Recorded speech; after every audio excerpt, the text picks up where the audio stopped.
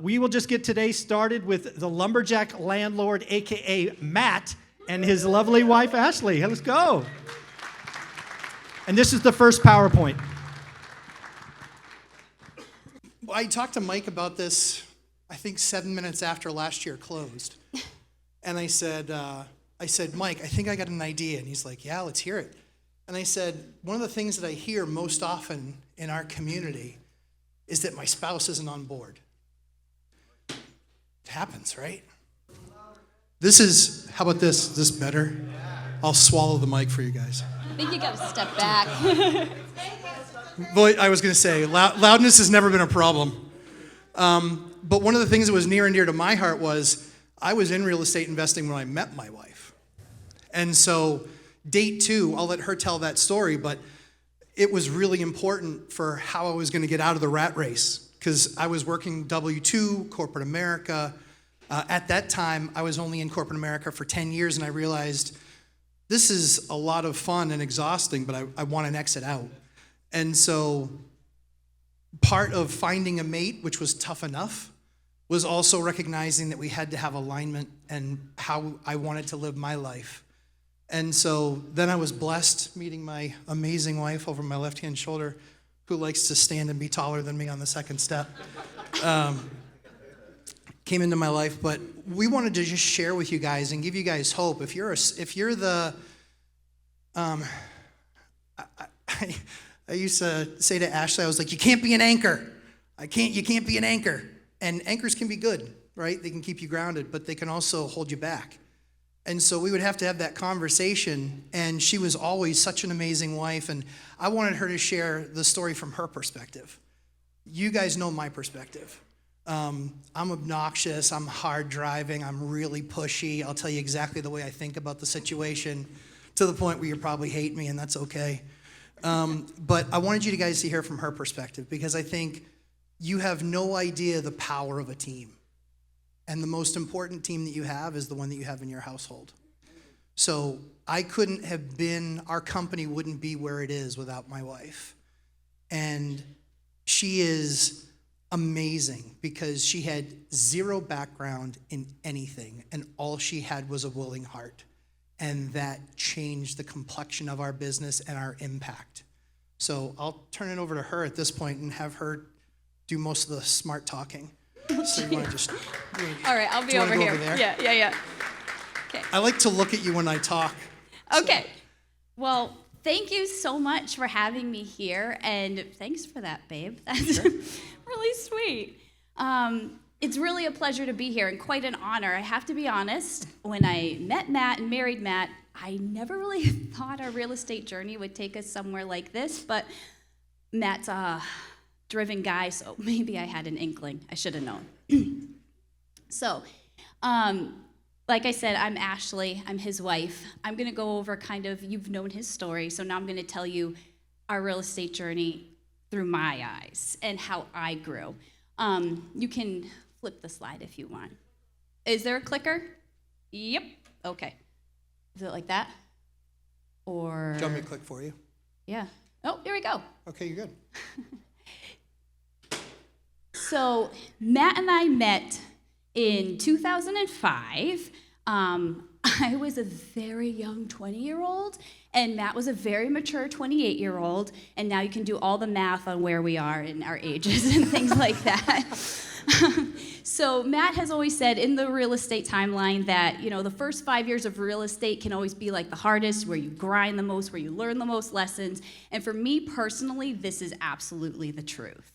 I definitely had to grow the most in my first 5 years. So we talked about finances probably on our first or second date. Matt says the first, I think it's the second. Semantics.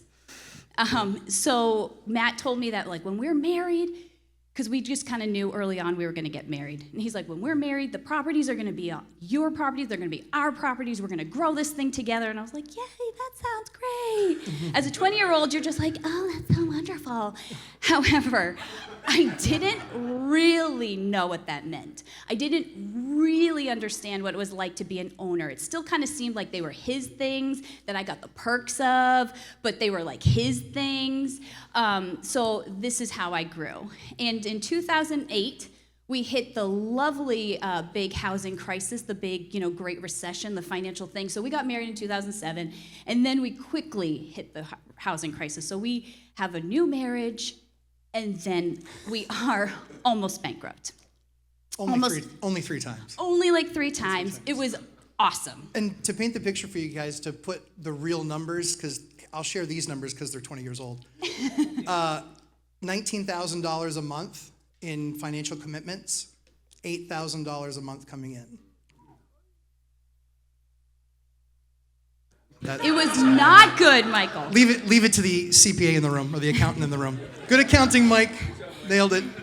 It was. Yes, not good. So really the only thing keeping us above water at this point is that Matt is working his W-2 job. And luckily he had a job in sales where he could, but he had to work the hours. He had to work really hard. And so because he was in that for all his hours, I had to then start to step into the properties. And this is kind of where I started taking over some of the work because I had to. Yeah. In 2009, we started our first house hack together.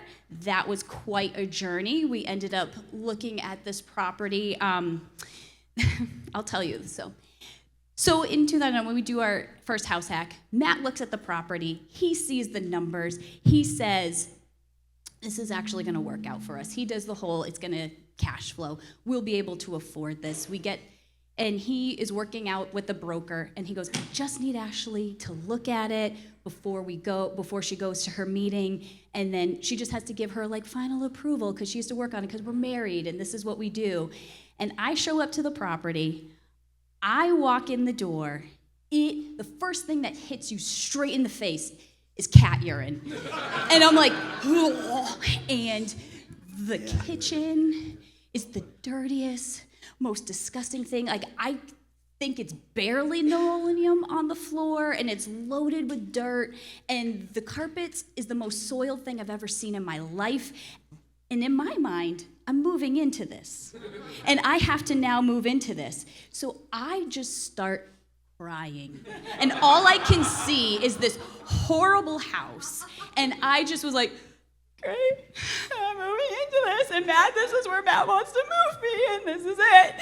And it's awful. And as the real estate agent's shutting the door, he has a great look of concern because it seemed like it was going well when he talked to Matt, and then he sees the wife, and I'm like, oh my gosh.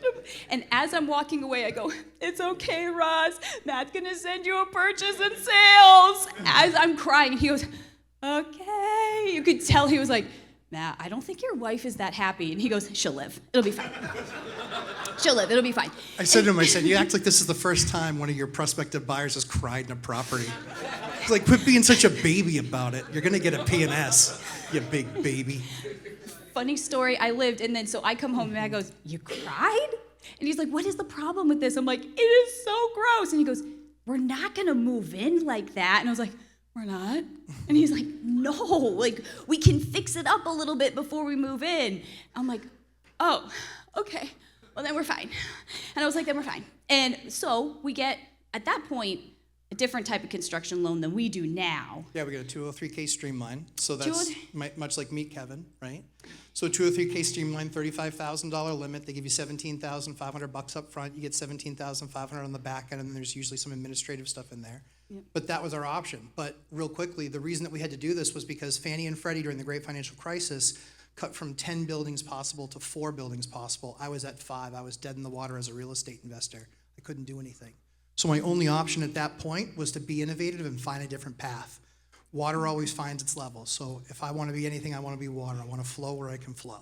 Mm-hmm. And so this meant changing up the strategy, doing something different, going back to house hacking. I didn't even realize I'd house hacked twice before. It's like, wait a second, this is exactly what I did last time, except now I have a live-in roommate who's not going to pay me rent. So that's kind of how it went. I was like, I can still make the numbers work. But yeah, live-in roommate, no rent. But yeah, speed us up. Not just, okay, Yeah. So we ended up having to move into that, long story short, moving into that, no bathroom, no kitchen, even though there's no pea carpet. So exactly. 2012, I ended up going to nursing school. I graduated nursing school. We finally hit our 5-year anniversary, and we finally hit our first real goal of 10 properties. When we started dating, Matt was like, we want 10 properties. We finally did. And I was like, good, we're going to stop. And he goes, no, that was just the first goal. We're going to keep going. And I was like, oh. If I started off at 100, she'd have said no. Yeah. And I was like, oh, well, that doesn't seem right. So now I'm like, okay, now we're moving on. Create a beachhead. So we're moving on. So in 2018, I start taking over more of the financials in the business. I'm starting to really find my rhythm. We're really grooving. I take over the financials.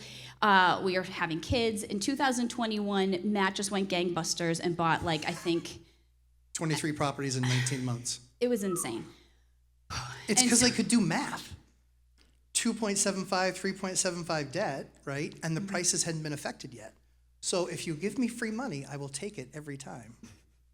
So now we have She didn't like that. She thought that was horrible, but yeah.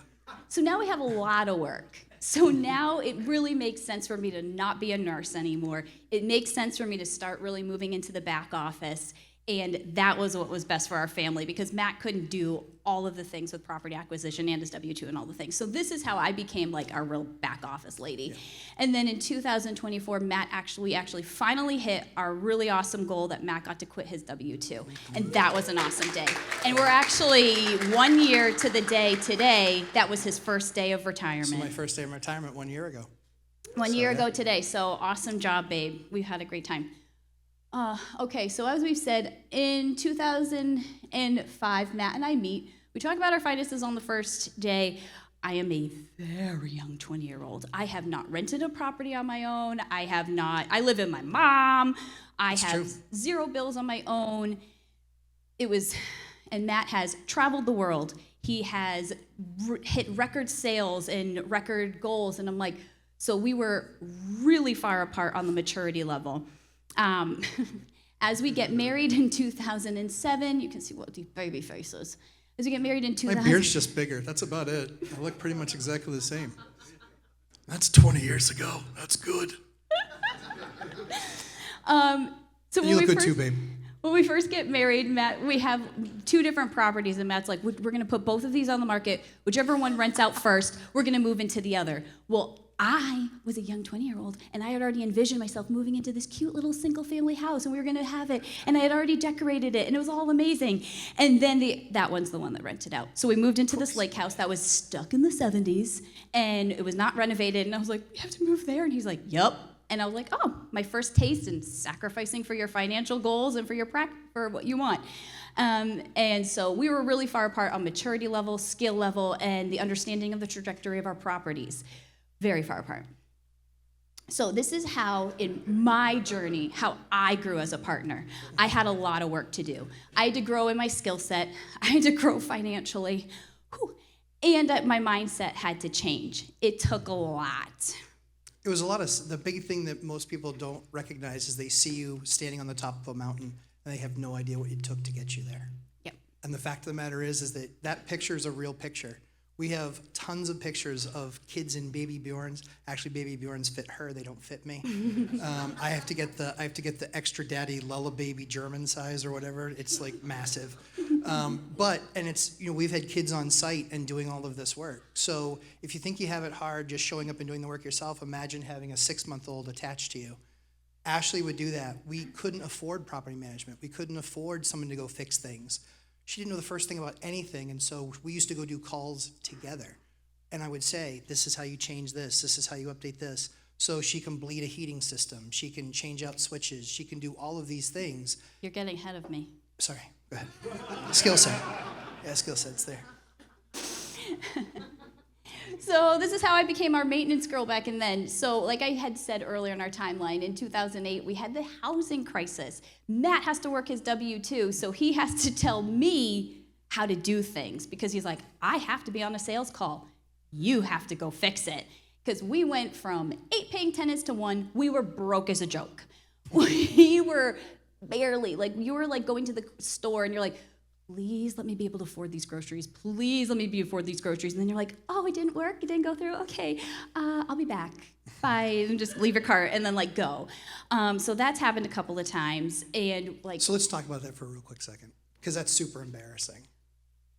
It is embarrassing. it is embarrassing. It was hard. We couldn't afford groceries. Couldn't afford to go to the dollar store menu if we wanted a real date night treat. We'd go to the dollar menu at McDonald's. We would wait for until like they'd our have, one. we didn't have a Sonic, so that didn't work. But we had to wait for like McDonald's to do their sale on their every other year their ice cream machine working. We could get it for $1.19, and now they're $4. What a joke!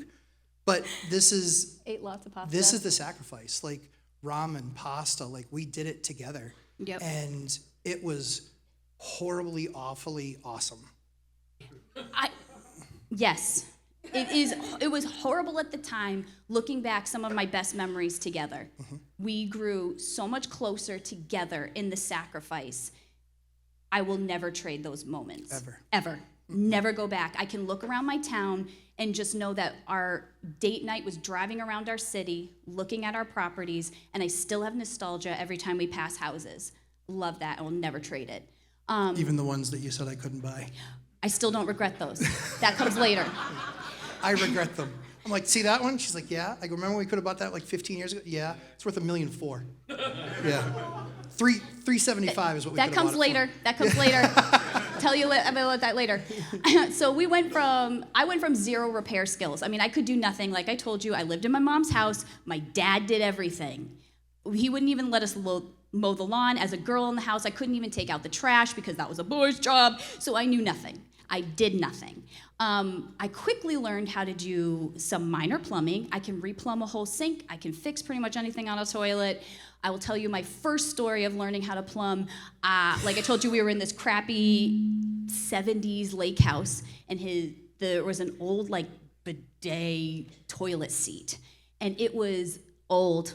And so the water line was like stinky. It always stunk. You couldn't clean it. I was like, this is disgusting. I was like, I am going to take initiative and I am going to change this toilet seat. Go me. So I take the toilet seat off, but of course it's a bidet, so there's a little water line. And I'm like, yeah, really no big deal. And I couldn't get the shut off thing to really work. It was like kind of rusted. So I just cut it. And water is spraying everywhere.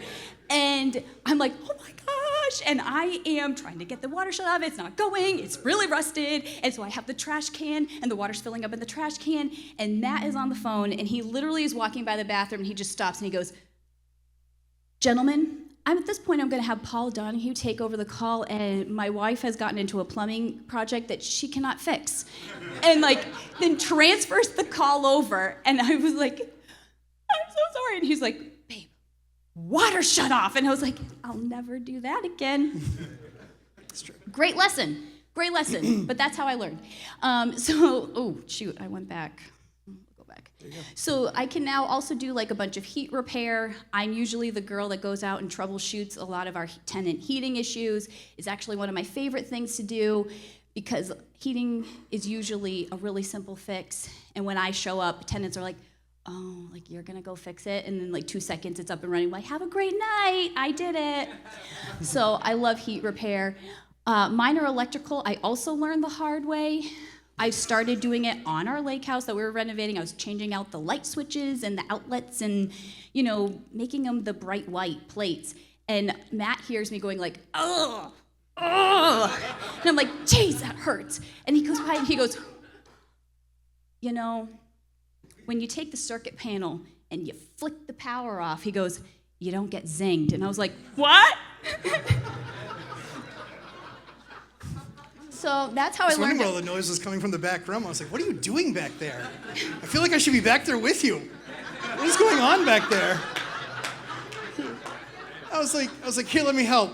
Click, And then we got me an electrical tester, Yes. so that never happened again. That's how I learned how to do electrical, Yes. in a way. I learned how to paint. I was the worst painter to start. I just had drips everywhere, and Matt comes by and he goes, babe, what is this? I'm like, what? It's painted. He goes, it's running down the wall. He's like, you can't leave it like that. And I'm like, you can't? And he's like, no, this is horrible. And so he taught me how to paint. He taught me how to be it nice and smooth, and now I'm actually a really good painter, and I'm way better than you. She is. She doesn't need tape anymore. No, I don't. I'm actually really good. But the point to all of this, obviously, is she was completely out of her comfort zone constantly. Constantly. Constantly out of her comfort zone. And all it was willingness. And for her husband, being her husband, the most important thing to me was not that she was Michelangelo painting the walls, but that she was willing to do it because that's what our family needed. That's what our team needed. And so she rose to the occasion as a team player and just said, whatever the need is, I'm just going to try and jump in there and do it, because I can't go out there and make the money that Matt's making in order to afford these units that aren't getting paid for. So she just jumped in and she just did the work. And so it was to her credit that no matter what the occasion that rose, sometimes I never thought I would say, I wish she wasn't so excited about jumping into a new project. It's like, let's just stop. Let's just maybe shut off electric or shut off the water. But it was her willingness to do these things. And I think so often, if we can just work with our significant others and just recognize that we're a team and that we're in this together, and that it's going to be far better together than it will be with one person's effort. Because the fact of the matter is that the money isn't getting split at the end, unless you're getting divorced. The money isn't split. Not happening. The money isn't split in the end. And so it's really important that at least be supportive. One of the things that Ashley and I had a conversation early on in our marriage about was, hey, listen, my job is super demanding. And I said, and I'm not always, I said, if you just come into the room with me with a problem, I'm an executive, I'm gonna actually fix it. So you need to tell me, do I need to listen? Or do I need to fix? So it was listen or fix. And she would say, I just need you to listen. Okay, cool, hit me with listen. And I would listen. And then sometimes I would still be thinking in my head what the fix is. But that was for later. That was for later, because I can't not fix a problem. I'm an executive, this is how we do it. And so the You're key, way better at fixing than listening. it's true, that's very true. I was like, well, I don't understand why you can't see the fix here. This is like 7 seconds, like do this.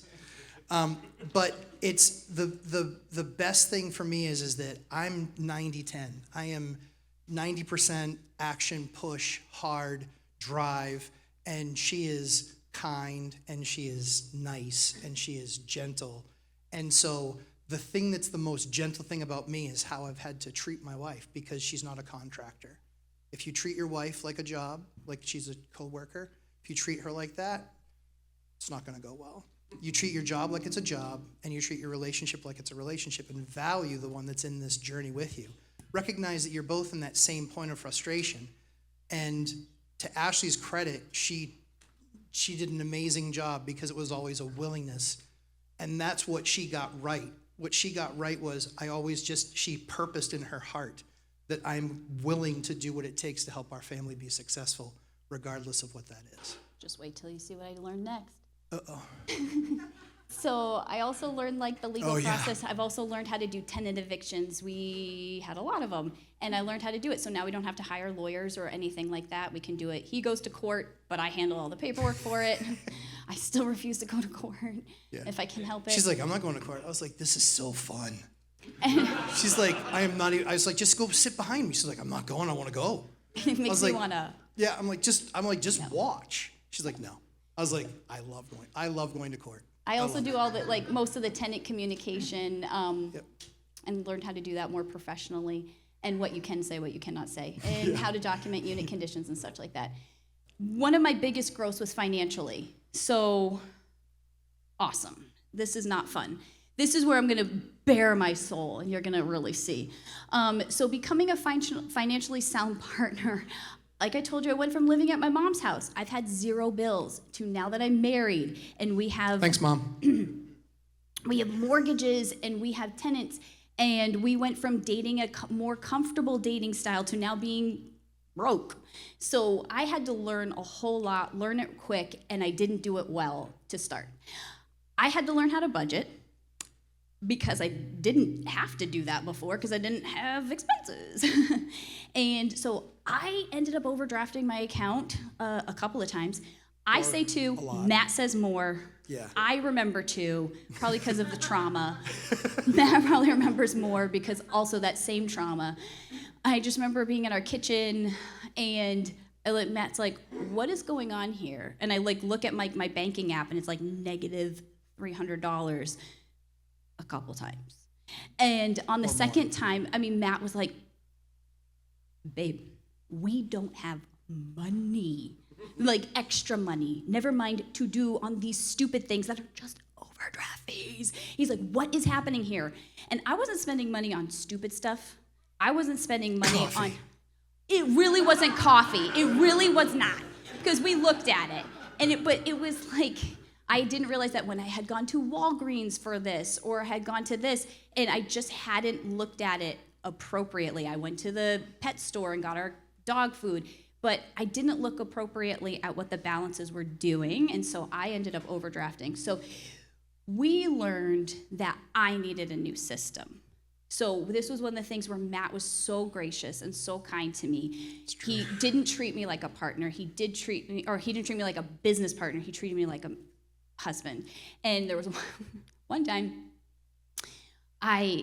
whenever we would have a disagreement, I'd go up in the shower and I'd cry and I'd like, oh, why is he so mean, whatever.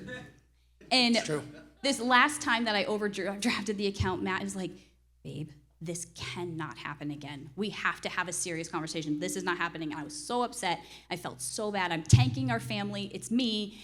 And I ended up hiding between our basement door and our stove in our kitchen. And I'm just like silently like crying. And I'm feeling horrible. And Matt just rounds the corner and he sees me tucked down and he goes, oh, I thought I was safe when I didn't hear the shower running. And he goes, come on over here. And he just gave me the biggest hug. And he goes, babe. And I was like, are you mad? Are you going to leave me? And he goes, I am never going anywhere. He goes, we are in this forever. He goes, we will fix it, but we are going to change our system. And we moved me to a cash budget. It showed me very quickly how to budget. It showed me very quickly. I ended up being a really awesome saver at that. I ended up saving us tons of money just by being able to see right in front of us what was good. And then I learned how to be more financially responsible. I learned how to do our tax preparation and bookkeeping for Matt. This was actually something. For us. Well, you started, this was Yes. originally when we were dating your job, so I took it off your plate. Yes. That's what I'm saying. And I actually, this was the one thing I was good at to start. The only thing I was good at to start. And I had to grow through all of these issues I had to grow through all these issues to be a financially sound partner, someone that could take over the back office, someone that could help manage our finances. There were a couple of times, where I started to take things off your plate. And I was like, I can pay the bills that come in from like Eversource, which is our electric company. I'm like, I can start paying the ones that just like come in, the minor ones. He handled all the big ones, the contractors or whatever. And I was like, I'll handle all the small ones. And he's like, okay, that would be great. I don't have time to like write out all these checks. Let's do this. And this is before online banking as much. And so then I pay all the bills. I see them come in. I pay them all. I'm thinking, I'm awesome. Look at me. I am taking stuff off his plate. Go me.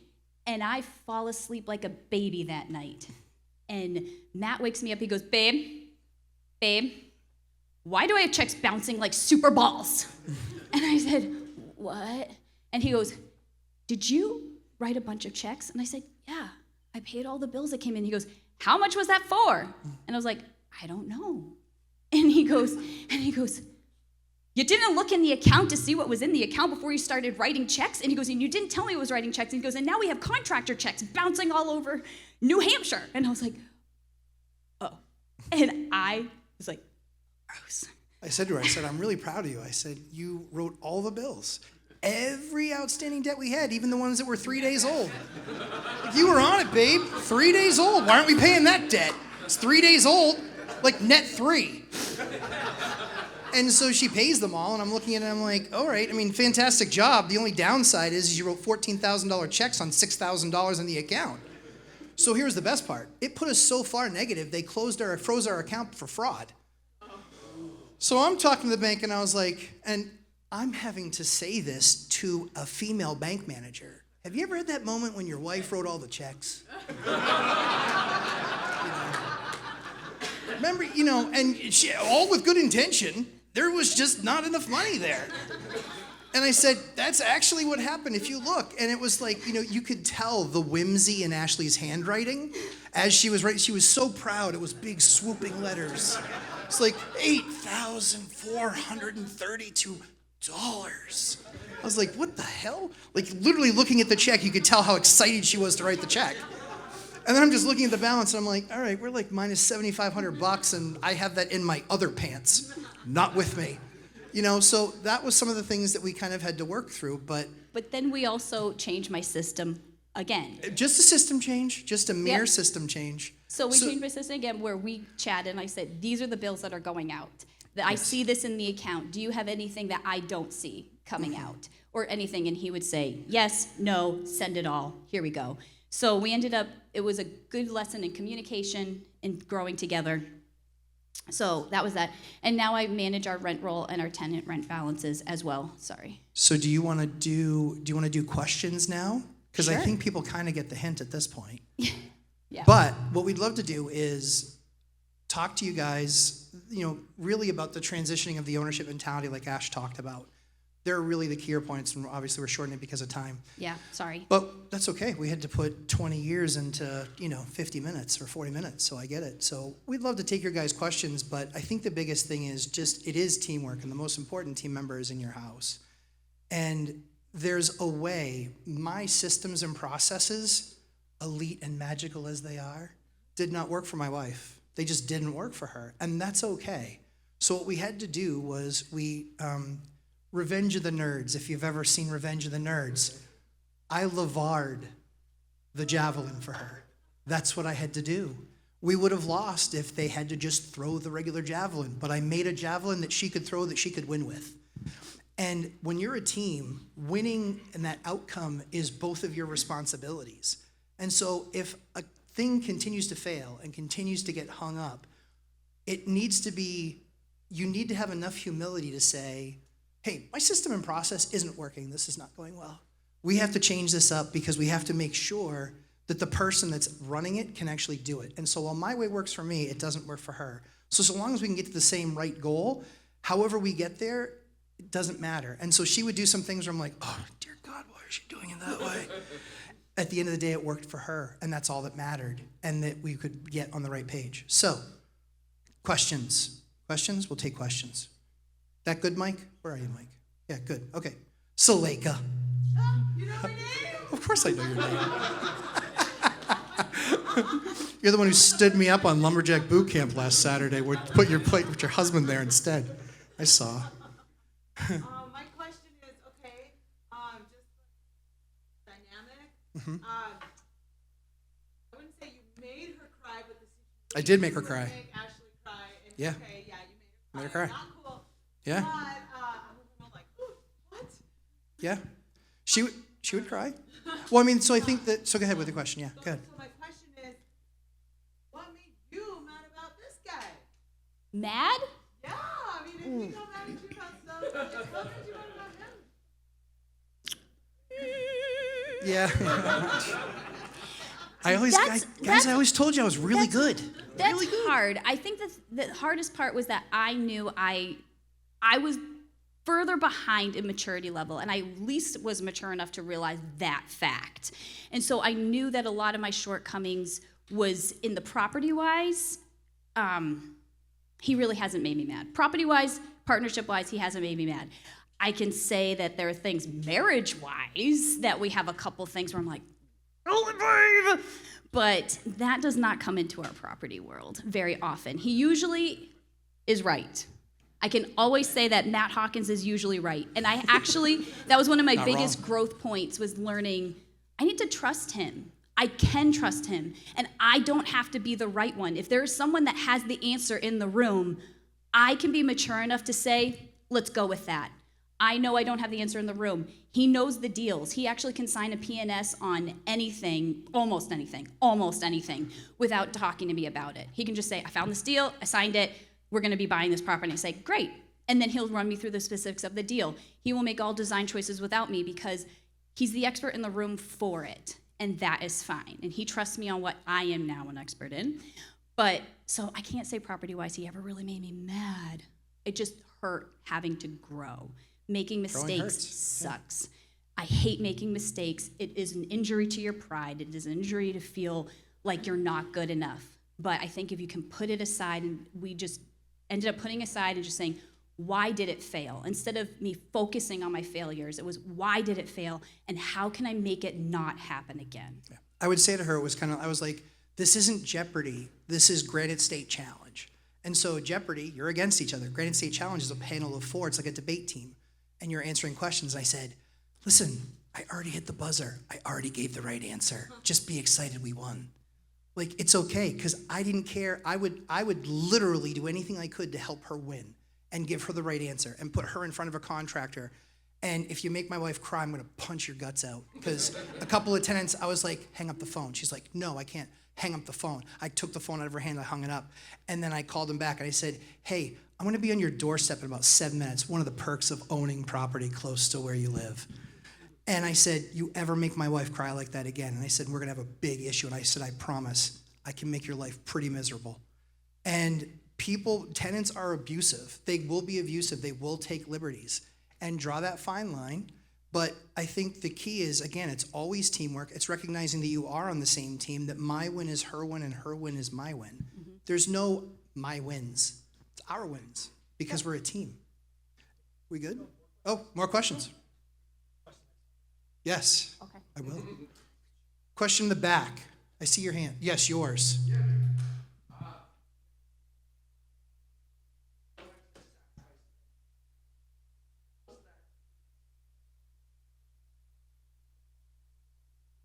Sacrifice and spending. What was the big aha moment to get there with me? To realize what we needed to sacrifice spending? It was everything. Well, what was my big aha moment? We had Not nothing. being able to pay for groceries. We had nothing. I luckily was not always a big spender. That is where I did come into the marriage probably good. I really didn't spend on a lot of frivolous things. I was naturally more of a saver. Yeah. I think when I saw the stress on my husband, and he's sitting there in the computer, in the banking app, he's on the line, and he's struggling, and he's just pouring over the finances. He's like, okay, I've got this, and I've got this coming out, and I've got this. And you can see it in his face. I have to make this. I have this. And there's something that says, I can go without this. I don't even want it anymore because I cannot even think about putting an ounce more pressure on your shoulders. I do not want to collapse you or crush you. How can I, buoy you up in any way I can? So that I think that was just seeing his stress. I couldn't put more on him. You haven't lived until you've gotten a text from your wife saying, I had to walk out of the grocery store because the debit card, or because we were out of credit. It's the worst. It's the absolute worst. And so we had the great financial crisis happen, and that's what was the worst about that, right? Is that kind of happened to us, and there was really not a whole lot I could do about it. However, situation is what it is. So now we have to find a way out of it. Yep. And we're going to do it as a team, not as singles trying to go off in different directions. Yep. Last question? Still more questions? Question? Yeah, go ahead. Yeah. So my wife's so nice. She's a nice Slacker. Oh, you. I'm very much like you. Yeah. I'm paramedic by training. A lot of things going on. Yeah. And I'm trying to get her on board. Things you go invest in. Yeah, I wouldn't invest there either.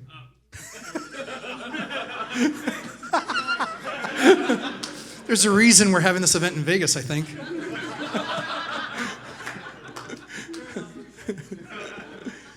my question is kind of for the both of you, like working the dynamic of how do you maintain being as ambitious as you are? Yeah. And then I'm very much like, I want 100 properties. Okay, let's start with 100 units. Yeah. Like, let's start with one. And I was like, well, we have 2 already. So go. Yeah. It's like, how do you, So is it like yearly conversations of like, oh no, yearly you're gonna be divorced. Yeah. Yeah. So the question is, my being as ambitious as I am, and he's very ambitious as well. His wife is an ICU nurse, only 34 weeks pregnant, and still he wants to go buy another property. I love you. You're my dude. We've also done that. Yeah, we've done that too. So really the key is it's constant communication, And it's also understanding goal settings, and that those are merely markers. They can be moved. This is not done in ink, it's done in pencil. And so we always talk about, hey, listen, if we see that something's being too much, if we see that something's shifting too much, listen, it's not die with the number. That's not, no, I don't want to get divorced, ever.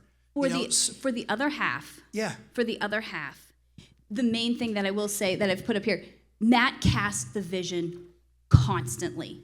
He never stopped talking about the vision. He said, this is where this property can take us. In this year, it can take us to this. In this next year, it can take us to this. 10 years down the road, this property will do this for us. And then if we get this property, we'll be here. He never stopped talking about the vision. We are constantly on I am dead tired at the end of the day with 4 kids, and he'll be like, babe, so we've got this going on, and then this, and this, and this, and he cannot stop communicating the vision. But you know what that does? It gives me the sight down the road. I am in a here and now. I am raising our children mostly, so for me, I'm very in the moment, and he is my vision guy. And the vision guy has to keep communicating, this is where we're going, or the in the moment person will be overwhelmed and not able to do it. Keep talking about where you're going.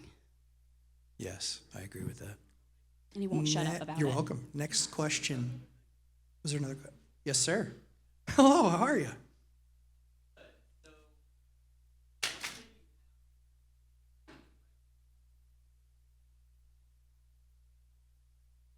Yes.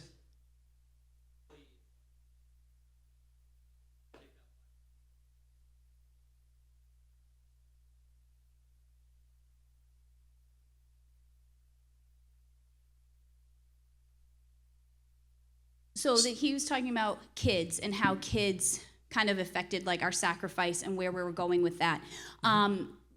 Again, Feeding bulls. Matt is my vision guy. We did delay having kids to a certain goal. So we had a certain goal of where we wanted to be before we started having the child talk. And mostly it dealt with me being done with nursing school. But we made it very clear, we want our kids in our business. We want our kids to be a part of this. We are not going to pull them out and then have our business and then have our children. And we want our children to also know the value of the sacrifices we're making of our hard work. We have pulled them out of Christmas Eve at my mom's house to go fix a flooded basement. And Sam, I have a picture of Sam standing with Matt in our flooded water on Christmas Eve, unclogging a main drain. I've taken all my car seats to my heat repair, and they hang out with my tenant when I say, peace, watch my kid, I'll be right back. And we keep them in it because we love it. And then they have this sense of ownership. They walk through properties with a sense of ownership. They start to see it, and they also know that it's not just going to be handed to them. They have to work it. And in order to be, for me, I started respecting the properties when I worked them. They were Matt's babies until I actually started putting blood and sweat equity into it. I want my children to have sweat equity into it. If we sacrifice a vacation, fine. If we don't go on that, fine, because I want them to know this is where we're going as a family long term. Yep.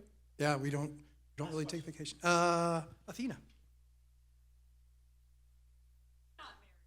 Yes. Mm-hmm.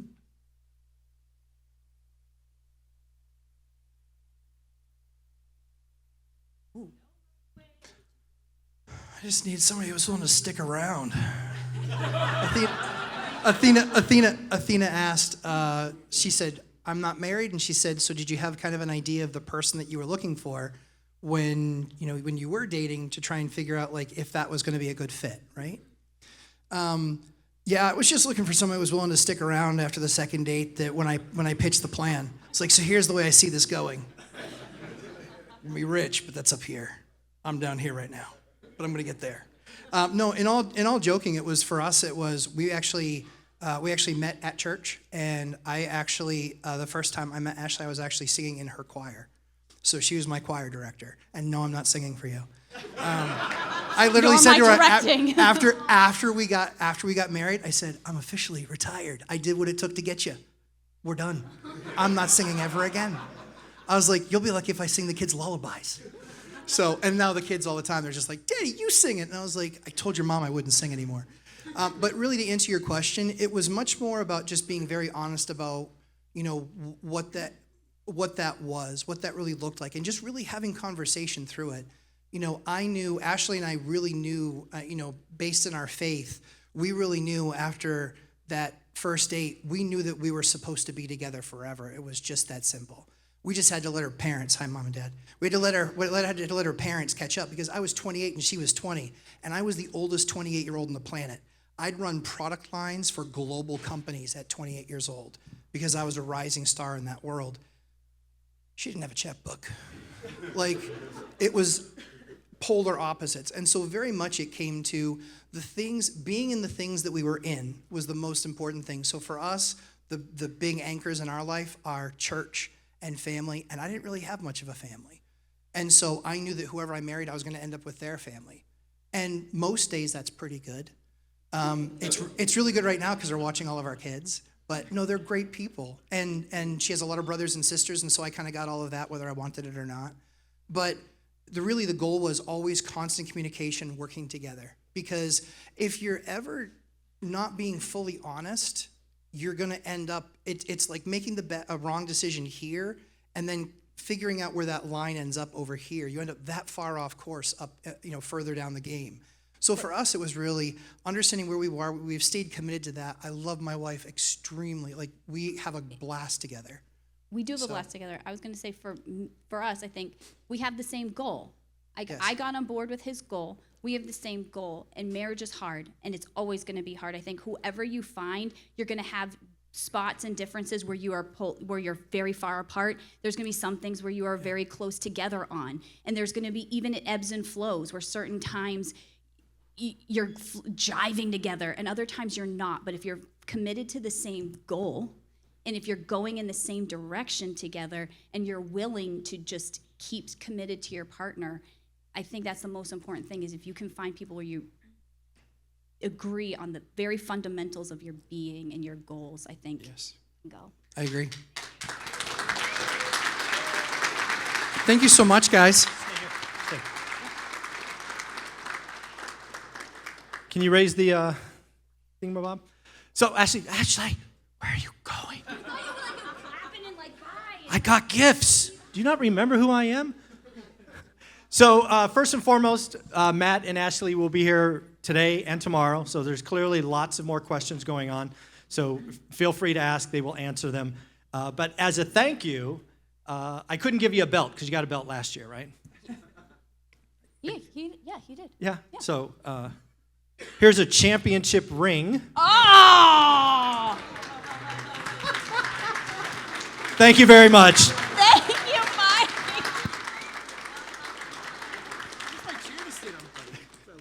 Love you too. Thank you very much. That was awesome. Thank you very much. Thank you, guys. Thank you. All right, so we have one more rock star speaker before our first break. Those of you that were here last year, you had the pleasure of hearing from Sean Cannell at Think Media. We have someone here today that I think is even a bigger rock star. Somebody who's taken a channel from 0 to over 100,000 in a single year. Somebody who has done this with long-form content. Somebody who goes out and really talks about how to do it. With me, he talks about the 2.0 life, like what are you going to do after? And we have Omar El-Takari up.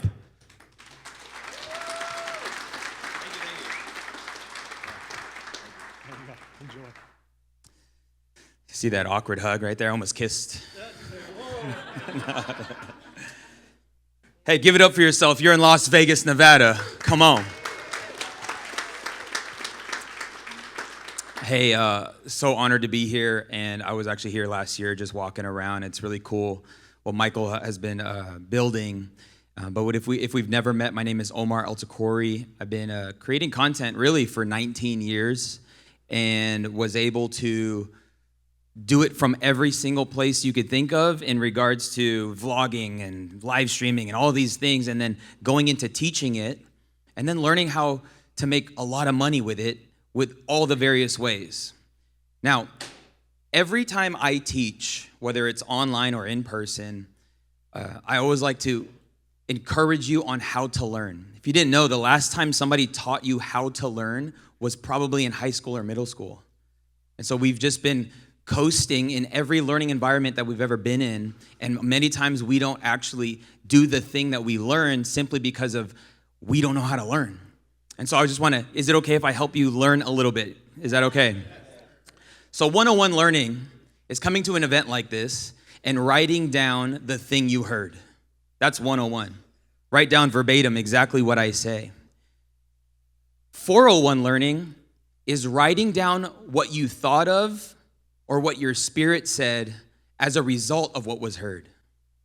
So I'm going to say things that's going to resonate with you, but what's going to happen is your mind is going to tell you something else. It's going to tell you, oh, what Omar just said, I can do on Monday afternoon. I want you to write down the thought that came as a result of what I said. Does that make sense? Say yes. Does that make sense? Say yes. So it'll game change your ability to learn, because when you write down what you thought of, it's called good soil. It'll land on good soil. And you know what's cool is, I don't know what you believe about the Bible, regardless of what you believe. I love the Bible. It's the principal book for success. If you don't like success, don't read the Bible. But Jesus talks about these 4 soils, really meaning like when the seed goes out, aka the information or the word or the truth. But when the information goes out, the information is usually good. But the issue is the soil it lands on. And he says pretty much 25% of every room is good soil. So just a small portion of this room is actually going to take what they're learning and do something. And what I love about the result of having good soil, aka being teachable, coachable, learnable, is that he says whatever you get will yield a harvest of 30, 60, and even 100-fold. Anybody want a harvest in this place? Say amen. All right, so we're going to talk about content though, okay? So I don't want to lose you. We're going to talk about content. I want you to write this down. Content creation is wealth creation. Content creation is wealth creation. Now, I love real estate, and I love learning about stocks, and I love thinking that I know about crypto, but I don't know nothing. Does anybody actually know about crypto? None of us do. Okay, so, but here's what I found in over 19 years of doing video, that there is no greater use of your time than to create content. What do you mean by that, Omar? Can somebody help me out? I need a genius to answer this question. How many hours are in a day? 24 hours in a day. I disagree. I disagree with that because when somebody lands on my YouTube channel, there's this stat on YouTube. It's not views, it's called watch time. Everybody say watch time. And literally, in one day, and I grabbed a random day on my YouTube channel, I got 2,279 hours of watch time in one day. If you divide that by 24, that's 94 days. Everybody say content creation is wealth creation. Do you understand what I just said? That people spent 94 days on my brand, on my face, building trust in one day. Last year, we got just a little over 500,000 hours of watch time, which equates to 65 years of time spent on brand. And in all honesty, all we're trying to do in life, really, is build trust. If you want the easy button to life, get people to trust you more. Everything falls down. Everything becomes easier once trust is built. Now, there's something about trust. You can't buy trust. You build trust. And this is why the journey of content creation, it really is a journey. In that, you are consistently building trust, not just with yourself by showing up consistently and uploading consistently, but you're also building trust with people who watch you. And here's what's crazy. You can actually build trust on automation. Those 94 days that were time spent with me just a day ago, people are building trust with me. There's an event going on at the Caesars Forum, And I couldn't even walk through the hallways because everybody wanted to take a selfie with me. Now I'm not a celebrity. But why? Because I've created content that has helped people's life, and in that, they can't help but say thank you. How cool would it be to just go places and people are literally thanking you for something you did months, weeks, years ago? Literally happened yesterday. This guy named Sid comes up to me. He's like, bro, just want to say thank you. Hey, thanks, Sid. Appreciate you for saying thank you, man. Thank you. My name's Omar. He's like, I know. And he's like, you have no idea how you've helped my life. He's like, I've been watching your videos. I've been doing what you've been saying. I'm a real estate agent in Toronto, Canada. And from YouTube alone, I made $85,000 last year. I said, and you haven't given me $1. That's called brand. Everybody say brand. Everything. If you want the easy button in business, if you want the easy button in life, build your brand. Build your brand. But Omar, I just, I know I'm supposed to network, number 3, grow your network, but I don't know how to talk. I don't have the fancy equipment. Beautiful. I'm glad that you are already disqualifying yourself. I'm going to enroll you into how and why everyone in this room should be creating content. Everybody say, I am a content creator. Say, content creation is wealth creation. Do you believe that? All right, cool. So here I just wrote down some thoughts, because here's the thing about wealth, right? I think we all know this, that wealth doesn't just happen, right? So if somebody asks you a question, when should you have started your wealth journey? Yesterday, 2020, I wish I bought 10 homes in 2020, right? We're all like, shoot. When's the next best time? When's the next best time? All right. So I'm gonna break some limiting beliefs so that you can move forward and get the unlock you need to build that audience, to create that trust, and to grow your network. Does that sound good? Everybody say yes. Number 1, you don't have to buy a camera. You got your smartphone. Raise your hand here if you have a smartphone. Okay, keep your hand up if you have an Android. You can now exit the building. Just messing. Dang, I just lost half the room. That's a lot of Androids. I'm just gonna show you something. Sorry if I offended you. Don't stay offended. Offense is a moment. Staying offended is a decision. Just kidding. That's true though. Let it go. Let it go. I love you. So, okay. Literally, this is a little phone tripod, right?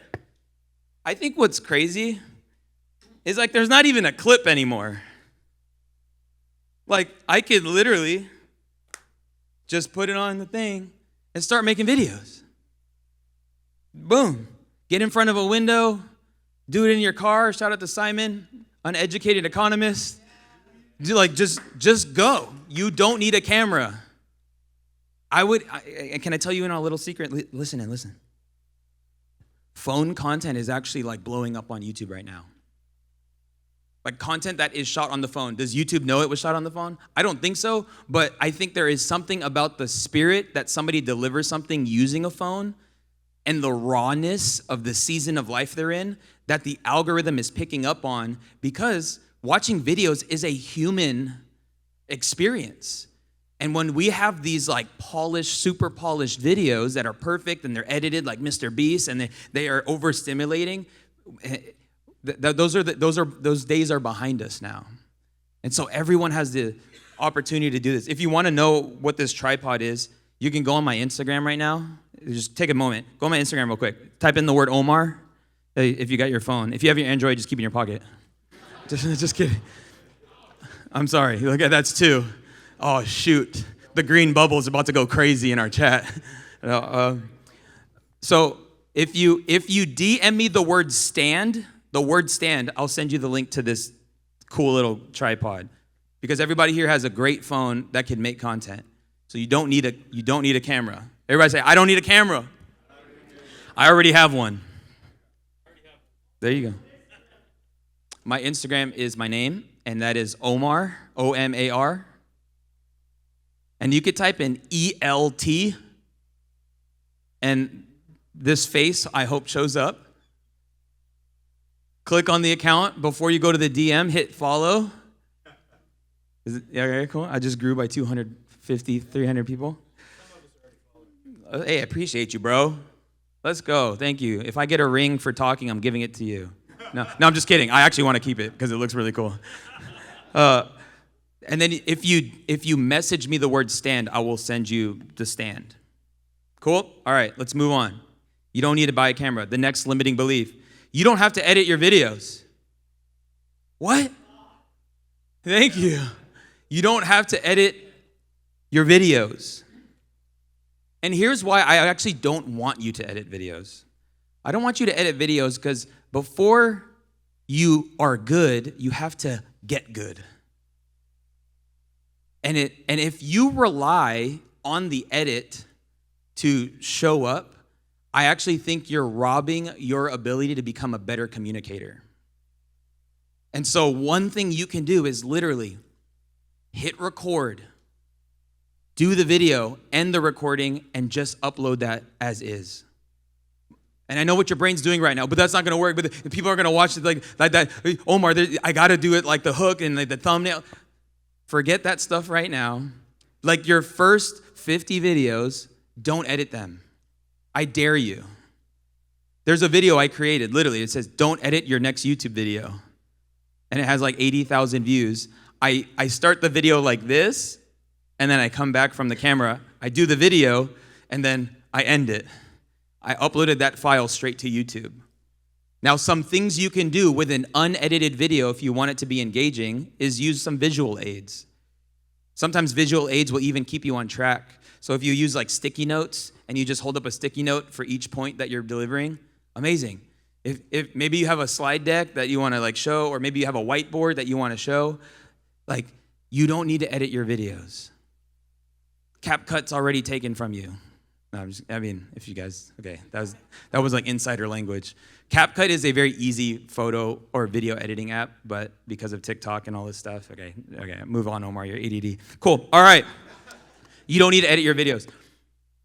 I actually believe that when somebody lands on a video that is of value, meaning they're getting something from your video, that there's a transference of trust taking place without you having to do anything. You made the video once. You didn't even have to edit it. You just uploaded it.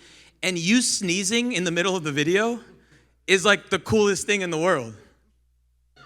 Like you like thing in my throat. I need some water. Let me get some water. Like there is something real about that when in a world that's so fake and polished. Showing up as you are is the way you should show up. Now, you should commit to getting better. You should commit to becoming a better communicator. Choose one thing you can do better the next time you do it. But if somebody meets you on long form content that is not edited, my goodness, you're gonna run into people in the airports. You're gonna run into people at the grocery store, and they're gonna feel like they know you. So you don't need to edit your videos. Is that good news? Yeah. Amazing. Come on, clap it up for yourself. You're a content creator.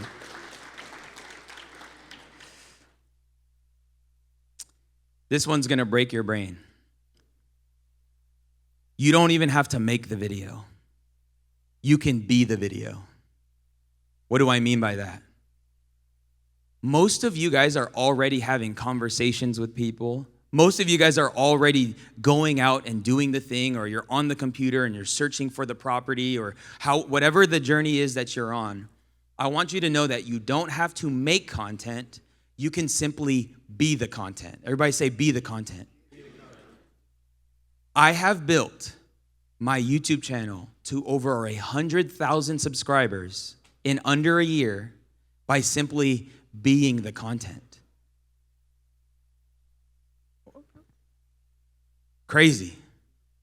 What did I do? I just turned on a camera, started having conversations with people, and started uploading those conversations. Am I actually making the video? Technically, no. Right now, there's a camera filming me because I'm doing my thing. I'm giving the game. You getting good stuff out of this? Is this good stuff? And we'll get into some Q&A. But every time I'm doing what I do, I have a camera filming me. And then I just upload that content. If you go on my Instagram, very rarely am I looking into the lens. What? You're telling me I don't have to look into the lens to make videos, Omar? No, you don't. You can literally have a conversation with somebody, or you could film yourself talking to somebody, or if you're on a Zoom call, put your phone off to the side, and then upload that. Your content can come from your conversations. It actually is the greatest place to get your content from. Because when you're talking to people, they're actually representing hundreds of thousands, if not millions of people. When one person says their problem to you, they are representing, not only is it representing the problem of so many other people, but they're also saying it in a way that they say it. And I love helping experts, people who are really good at what they do, build their audience and stuff like that. And most of the time, we get in this like expert season where we lose our ability to empathize with people who are in the beginning stage. But if you're having conversations with people at the beginning stage, then like you can speak to more people. Every single industry's beginning stage is the largest group of people. Does that make sense? Like, it's always the biggest in the beginning. That's a bar right there. It's always the biggest in the beginning. Some alliteration, But this is what I call being the content. Another cool little unlock for you is to know that your calendar is your content. Omar, I don't have time to create content. I am so busy. Amazing. Your content is your calendar. What do you mean by that? I mean, when you're at the gym, make the video. When you're hanging out with the family, make the video. I literally fit last night. Happy Valentine's Day, everybody. I love you all. I love you. But I also love my wife. Praise God. So last night we went to dinner. I bought my wife a really cool watch. And then I just recorded giving it to her and her reaction. I didn't make a video. I uploaded it on my Instagram. And it has like 12,000 views. And everybody's saying like, Omar is awesome as a husband. That's like good. That's good thinking. I want people to know that I'm an awesome husband, What do I mean? The dinner was on the calendar. I just captured a moment, uploaded it. Can you start to see how easy this can really be? I just realized as a coach that most of us are in our own way of doing the thing you know to do. And I don't know what that is, in this, why you came here. Everyone came here for their own specific reason. But whatever that reason is, the only person standing in the way of you taking action is you. But it's more than it just being you. It's something it's telling yourself is difficult. You know what? I have a trigger word. Like as a coach, a trigger word when I'm helping my clients and my students is the word hard. When I hear the word hard, it like I start twitching. Because they'll say something is hard. Something like, Omar, I'm just having a hard time making videos. Oh, like, what about it is hard? I word vomit. Why don't you just record the video, don't edit and upload it? How does that sound? But I can't do that. Just do that. Something will break. Every time you take action toward a direction that you know is beneficial for your future, the belief breaks. It breaks down. And so what I try to do my best of is try to make this simple. And so if there's anything in the journey of whatever it is you are trying to do and you have told yourself it's hard, it is hard because you told yourself that. And so I'm just trying to break down some barriers. The Bible would call it strongholds, which really is just building a fortress around a thing. So it's like you're trying to go and do something, and there's literally a wall that you've built over time. And the only way to break that down is to get it from hard to doable or easy. Everything in life is figure-outable. That's from the Diary of Omar, right there. You don't need to buy a camera. You don't have to edit your videos. You don't even have to make the videos. The next is, you don't need permission to upload videos. Did you guys know that? Like, there's nobody that's going to give you permission to start creating content. If you need it, I'm giving you permission.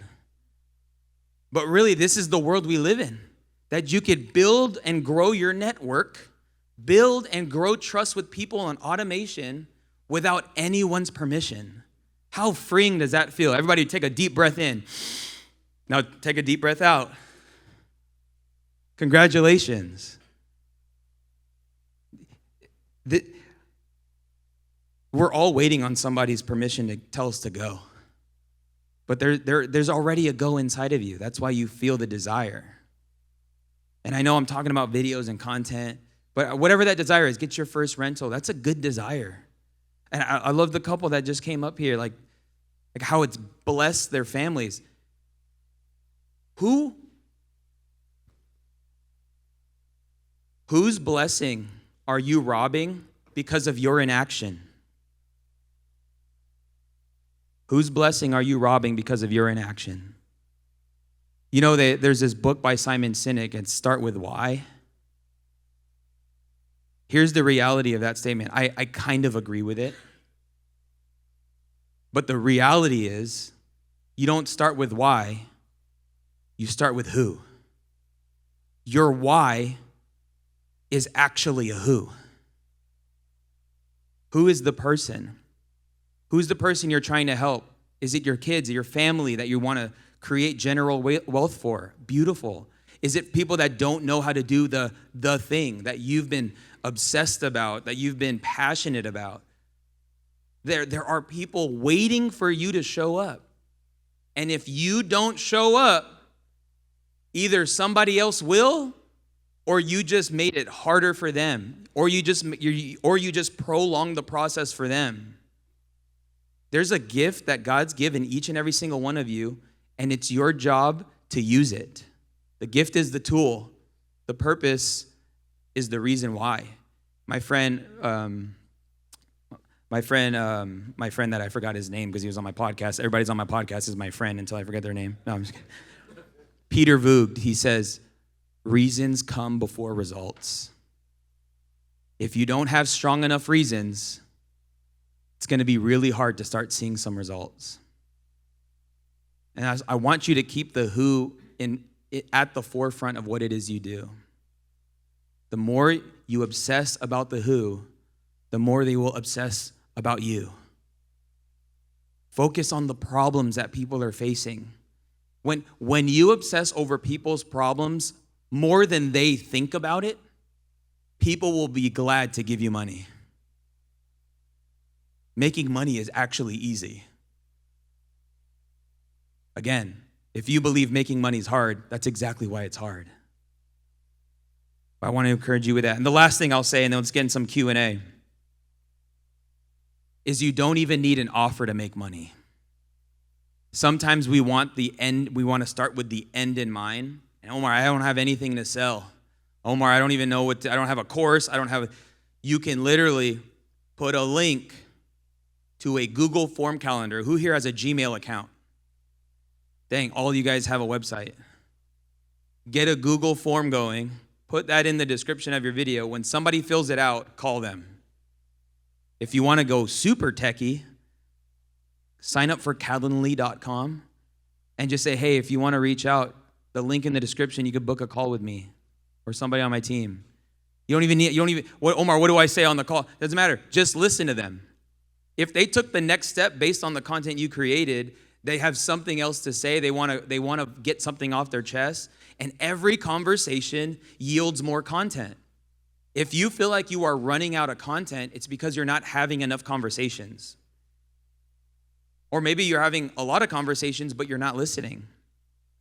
The first step to any sale is not to say, it's to listen. Listen, listen, listen. So what you're really doing is you're putting yourself out there on YouTube. You're going to upload those videos the way you are, and you're going give the game, and when I say the game, you're going to give great information and value. And then if somebody books a call, they're literally going to say, here's how I need help. And then you can figure out all the other things after that point. Does that sound good? Now here are some, I just want to give you a few really simple video ideas that could potentially go viral. I never guarantee virality, but you can create videos on YouTube that have a high likelihood of getting searched. If you're ready for it, say ready. All right, number 1. Make a video that condenses time for the viewer. Make a video that condenses time for the viewer. For example, I've done real estate for 25 years. Here are the 10 biggest lessons. You know what's really cool about this? Because one of the best strategies on YouTube is to actually make videos only you could make. Think about that. Who else could make the video that I retired myself at age 40 with a regular W-2 job? Only Michael can make that. And the content in the video is intellectual property. It's literally your story, your journey. I've been married for 30 years. Here's how to have a successful marriage. Condensed time. Anytime somebody can get time back from clicking on your videos, there's a high likelihood that they will just click on the video. I read 10 books on building wealth. Here are the 3 rules to live by. You guys are you've already put in the work. You've already consumed the book, the podcast. You've already done the deals. You've already lived the years. You've gotten the results. You've failed. You've succeeded. Now share that with people. The second type of video you can create is a simple how-to video. Here's the thing. You're going to make a how-to video on something else. Because people are looking for the idea or the keyword of something. They're not looking for you. Sorry, because that can hurt people's feelings. I offended the whole room now at this point. No, I'm just kidding. But what I mean by that is let me just, what do you do? Construction? What's a software you use to run your business?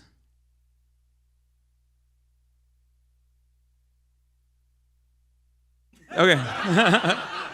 What, how to, Excel and stuff. How to use Excel to grow a construction company. This is leveraging the thing that other people are searching, and then you show up. That's video number 2. Video number 3, the easiest video you can make on YouTube, is actually just a channel trailer. Here's a secret. No one's going to really see it. So if you want to make a video that no one sees, just make a channel trailer. What's a channel trailer? I'm glad you asked. A channel trailer is you for 2 to 3 minutes talking about what you've accomplished and what you plan on posting content about on the channel. Now, it's probably not going to go viral, but it's going to get a video out of your system. And it's probably a very easy video to make because you can talk about yourself. You guys talk about yourself all the time. We all talk about ourselves. And I just love getting people to just do it because the reason I want you to upload videos on YouTube is because one does not simply upload a video on YouTube. There's a lot of implied tasks in uploading a video on YouTube. And one of that is going to youtube.com. That's a step. And then it's actually logging in. And then it's hitting upload and putting a title on that video. And then it's writing out a little bit of a description, what this video is about, how people can connect with you. And then picking a thumbnail that YouTube literally tells you to pick. Hey, just pick a thumbnail. Okay, that one. Great. And before you know it, you know how to upload videos. Does that sound good? That's my time. Thank you so much. Let's get into some Q&A. And something I think would be worth mentioning is if you DM me the word cash, I do these like virtual coaching things, and it's really in my opinion, is a great experience for people getting started creating content. DM me the word cash, and then I'll send you some info on it. But with that being said, let's get in some Q&A. I have a second mic that I would love to. Let's make a deal. Can we make a deal? If you get the mic and you ask a question, it's your job to run it to the next person. Does that sound good? All right, let's go. Automation. Testing. So I was here last year, and Sean Cannell said hit record. And so I did that, and I just hit 1,000 subscribers on my YouTube channel. Let's go, clap it up. Yeah. But I guess my question is, I never thought I'd get to 1,000 subscribers. I was just doing it so I got kind of owe Zuber and Matt and Dion and everybody, because they've given their time to do it. So I figured, hey, I've done a little bit of stuff and, given their time. Anyway, point is, got to 1,000 subscribers. Now what?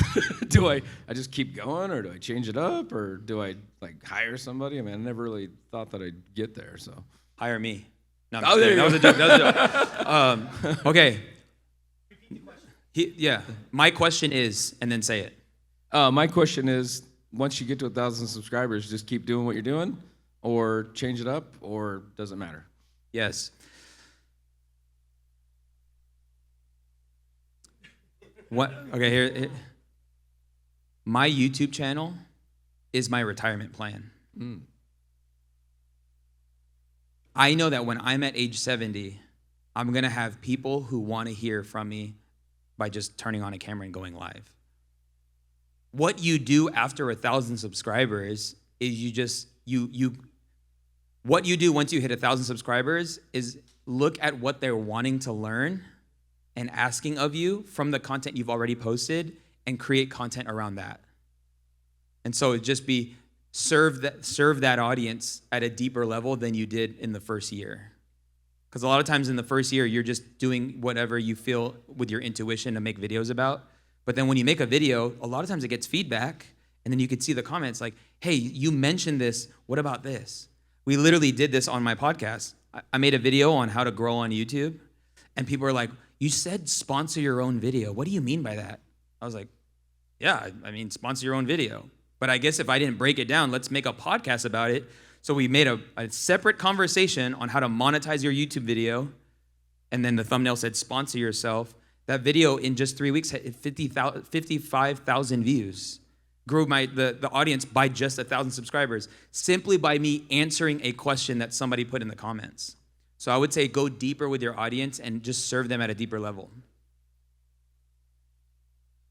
Right here, the person who does all the work for her husband. I got you. Well, thank you. Thank you for your presentation, Omar. First, I want to say I'm a proud Android phone user.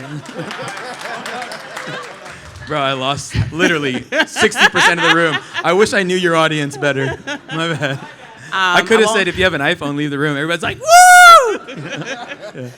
But my question is I do have a YouTube channel that I have literally 4 videos on, and I've kind of tailored it to just one topic. Would you suggest if I do several different things, like help my husband with his construction company and my own things, put it all in one, or have separate YouTube channels? Great question. If you feel like you have a lot to say, but you hear that voice of like, you got to pick a niche, there is something powerful for the platform to have a channel focus. Now, I feel like most people can find a focus even with all the variety of stuff you do, because the channel focus could be the working mom or the working wife. Like that could be like the big granular thing. And then in that, you talk about how you're able to do that. Does that make sense? So, yeah, but best practice is when you're starting out, the more specific your content is, the better chance you have at reaching people. And so I would fight to streamline it, but I'm also okay with you dedicating a season to just make content, see what works, see the way you like creating content. Because there's 4 kinds of content formats that I encourage people to test. You have talking head video, where you just sit in a stationary position and you deliver content. You have vlogging, when you're out and about and you just shoot content using the sun as your lighting and the environment you're in as your background.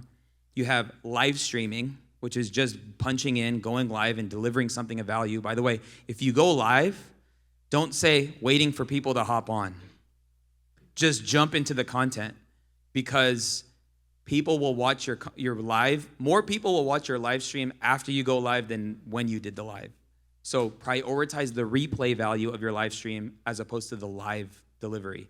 And then the last way is by podcasting. Test them all. These are the 4 content formats. You could make the same video in different content formats and they might hit differently. But I would just say dedicate the season to test. Marketing is testing. This is why I don't have it all figured out, because I'm still testing. Algorithms are always changing.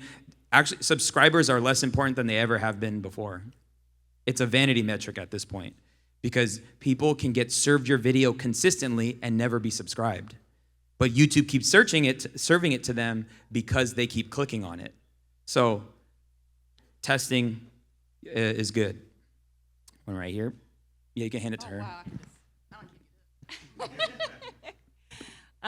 Did you, sorry, I don't know you that well, but now I'm really going to get to know you and watch all your stuff.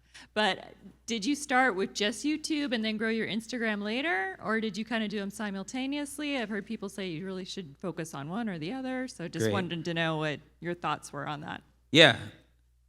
I am a firm believer of picking a platform to focus on.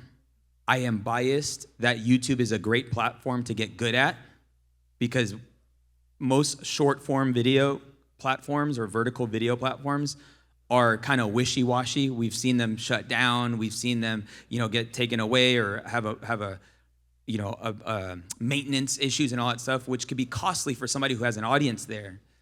The way I've grown my Instagram is I've used my YouTube videos to grow my Instagram.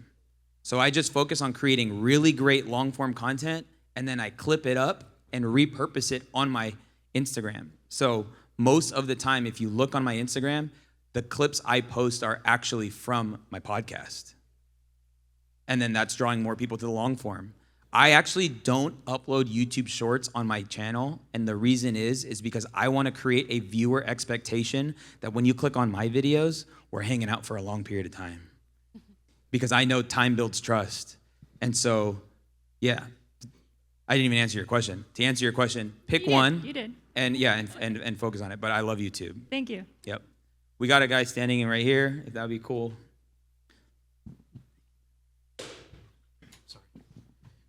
So last year I started a YouTube channel about real estate.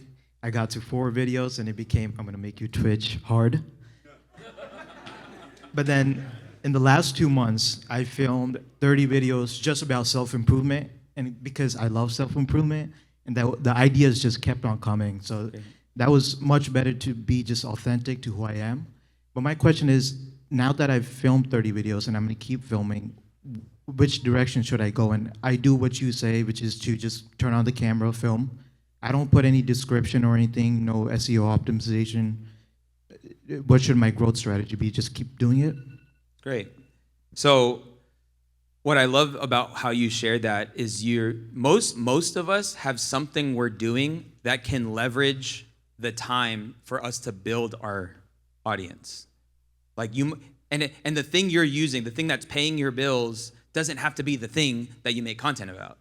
Because you having a presence with your face and name, that is, when somebody wants to do a deal, a lot of times they might not watch a ton of videos. They'll just scroll and be like, oh, this guy is about his stuff, right? So like, just somebody to be able to binge you by scrolling is a powerful thing. So everybody who just started following me here for the first time, you guys can endlessly scroll.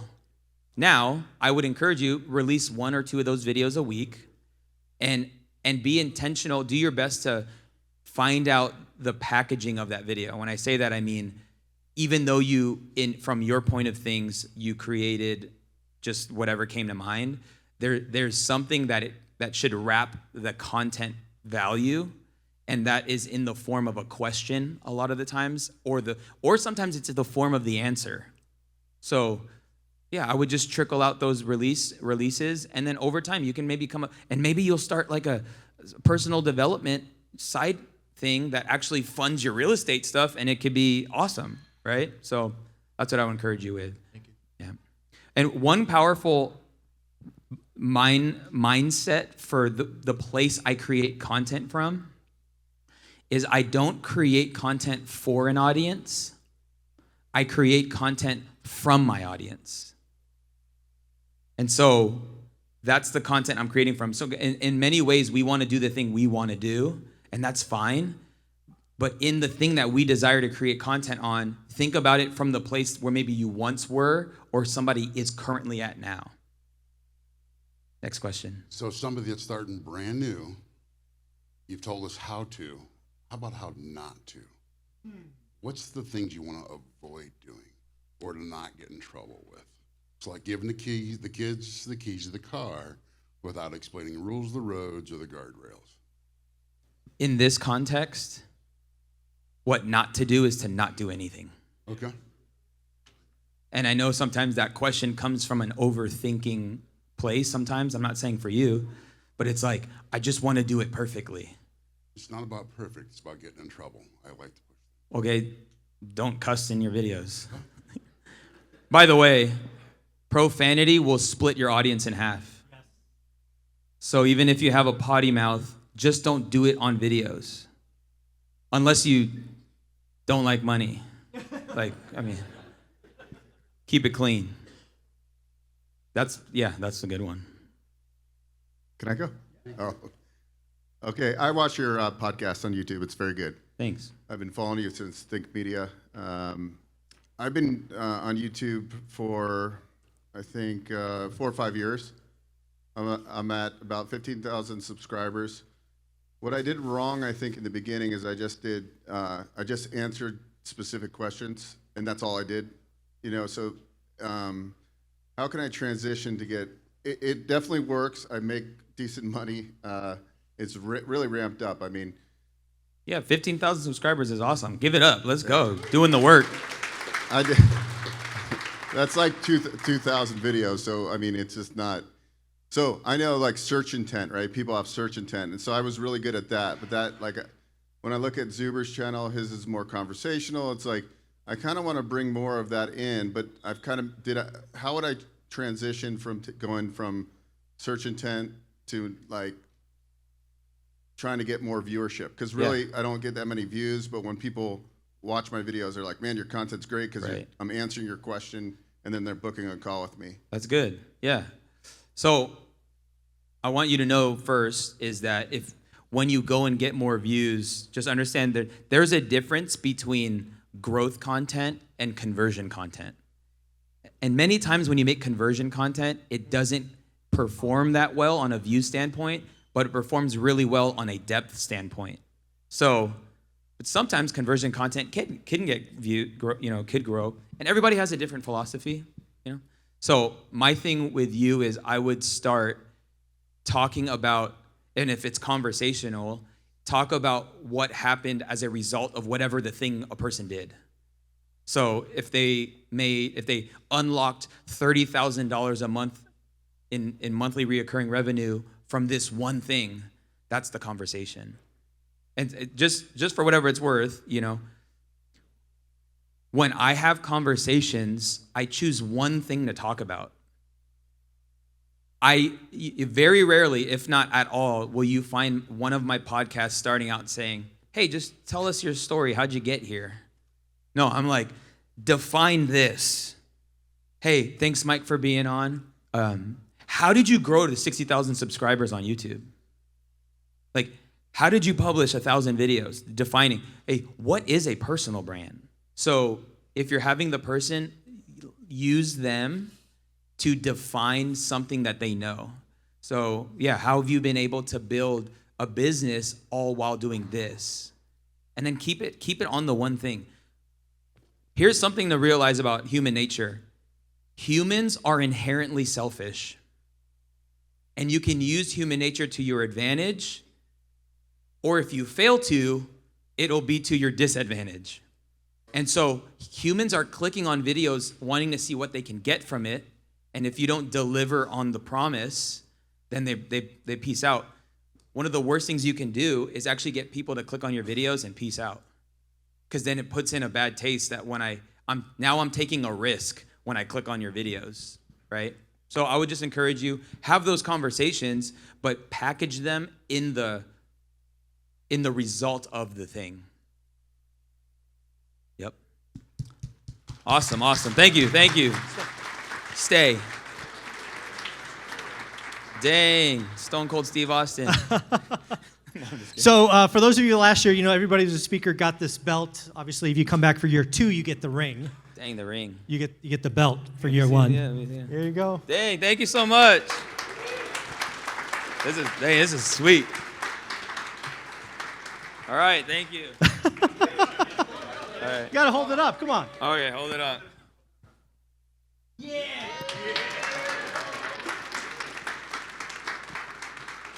For real, thank you everybody for your time, hanging out. And Thank you for having me. All right, you got it, man. So we're just about to our first break. It's going to be about 20 minutes, and hopefully by now I run a tight ship, so it will be 20 minutes. A couple of things I want to point out in the room. You guys know these rules you see here? These ORaaT rules? You guys know I have 7 of them? There are 7 of them. There are 4 down here and 3 upstairs. I want to have a game.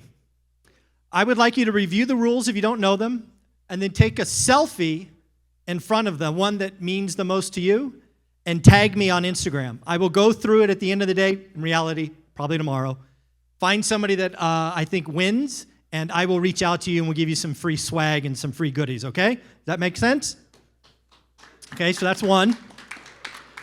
Number 2, I do have an ORaaT store up in the upper right-hand corner where I have autographed books. It took me 3 hours to autograph 200 books. So they're up there if you want autographed. They're all hard copies, so not paper copies. They're up there. Also, I had some swag created just for this event. The black hoodie that I'm wearing now is one of 49. There's a white version, which I wear tomorrow, one of 99. And then the sweatpants that says, do the work down the leg, which I really like. So if you want some unique swag that's limited edition, it's up there. Cash only or PayPal. There's my email up there. But at the end of the day, please take pictures of the rules that make sense or that you need. And I'll see you back here in 20 minutes. We've got the lazy landlord up after 20 minutes.